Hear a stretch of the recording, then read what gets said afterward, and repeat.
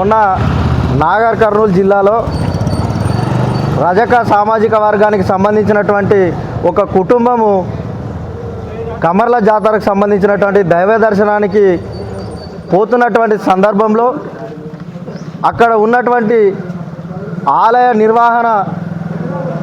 నిర్వహిస్తున్నటువంటి ఒక రెడ్డి సామాజిక వర్గానికి సంబంధించినటువంటి వ్యక్తులు దైవ దర్శనానికి వెళ్తుండగా వాళ్ళను టికెట్కు డబ్బులు అడిగితే నిరుపేద కుటుంబమైనటువంటి ఆ కుటుంబీకులు డబ్బులు ఇవ్వలేనటువంటి పరిస్థితుల్లో మా దగ్గర డబ్బులు లేవు, మేము ఎందుకు ఇవ్వాలని చెప్పేసి ప్రశ్నించిన సందర్భంలో ఆ సామాజిక వర్గానికి సంబంధించినటువంటి ఆ మహిళలను అతి దుర్మార్గంగా ఆ రూమ్లో వేసి వాళ్ళ బట్టలు చింపుతూ వాళ్ళను దాడి చేసినటువంటి పరిస్థితి ఉంది.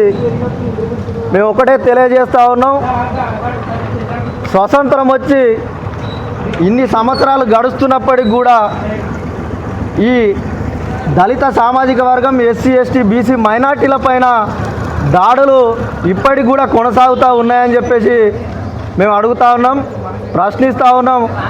భవిష్యత్తులో కనుక మీరు ఈ ఎస్సీ ఎస్టీ బీసీ మైనార్టీల పైన దాడులు చేస్తే కనుక మేము కఠినమైనటువంటి ఈ ఏదైతే సంఘటన జరిగిందో మృతి చెందడానికి కారకులైనటువంటి వ్యక్తులు ఎవరైతున్నారో వాళ్ళని వెంటనే అరెస్ట్ చేయాలని చెప్పేసి, వాళ్ళకు ఖచ్చితంగా కఠినమైన శిక్ష వేయాలని చెప్పేసి ఈ సందర్భంగా సిపిఎం పార్టీ బిఎల్పి పార్టీగా సిద్దిపేట మండల్ రూరల్ వెంకటాపూర్ గ్రామంలో ఈరోజు నిరసన కార్యక్రమం అనేది తెలియజేస్తూ ఉన్నాం. రజకులు ఒకటే గుర్తుపెట్టుకోవాలి, సామాజిక వర్గానికి సంబంధించినటువంటి ఏదైతే చాకలైలమ్మను స్ఫూర్తిగా తీసుకొని చాకలైలమ్మ ఏ విధంగానైతే రజాకాల పైన ఏదైతే ఈ పోరాటాలు చేసిందో వారి స్ఫూర్తిగా తీసుకొని పోరాటం చేయాల్సినటువంటి సమయం ఆసన్నమైందని చెప్పేసి కూడా ఈ సందర్భంగా చేస్తున్నాం.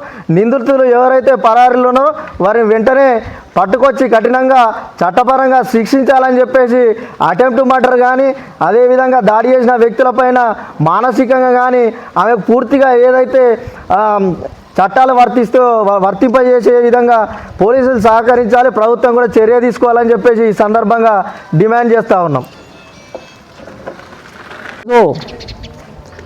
సిద్దిపేట రూరల్ మండల్ వెంకటాపూర్ విలేజ్లో సిపిఎం పార్టీ బిఎల్ఎఫ్ పార్టీ ఆధ్వర్యంలో గతంలో జరిగినటువంటి నాగర్ కర్నూలు జిల్లాలో కమ్మర్ల జాతరకు దైవ దర్శనానికి వెళుతున్నటువంటి బీసీ నాయకులపై, బీసీ మహిళలపై అక్కడున్నటువంటి అగ్రవర్ణ కులాలు టిక్కెట్లు ఇస్తేనే లోపలికి వండిస్తాం, లేకపోతే అనుమతి లేదని చెప్పి వాదించడం జరిగితే గతం నుంచి కూడా మనం ధర్మ దర్శనానికి ఉత్తనే వెళ్ళాము, డబ్బులు ఎందుకు ఇవ్వాలని చెప్పి వాళ్ళు ప్రశ్నించేందుకు వాళ్ళని రూమ్లోకి తీసుకుపోయి చిత్రహింసలు పెట్టి బట్టలు నింపి కొట్టి తిట్టి కాళ్ళతో తన్ని కొనకు 2 నెలల పసిపాపను కూడా తన్ని గుద్ది మెడగొంతి నమిలి చంపినటువంటి చరిత్ర నాగర్ కర్నూలు జిల్లాలో కనబడుతుంది.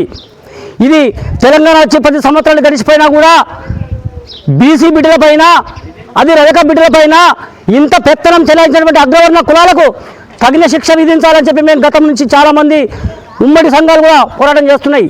కానీ ఒక విషయం గుర్తుపెట్టుకోవాలి, అక్కడ ఉన్నటువంటి సర్పంచ్ రెడ్డి, అక్కడ ఉన్నటువంటి సిఐ రెడ్డి, అక్కడ ఉన్నటువంటి ఎమ్మెల్యే రెడ్డి, ఈ ముగ్గురు అండదండలతోని ఎవరైతే నిందితున్నారో వాళ్ళను అదుపులోకి తీసుకోకుండా వాళ్ళని పరారులో ఉంచేటువంటి సందర్భం కనబడుతుంది.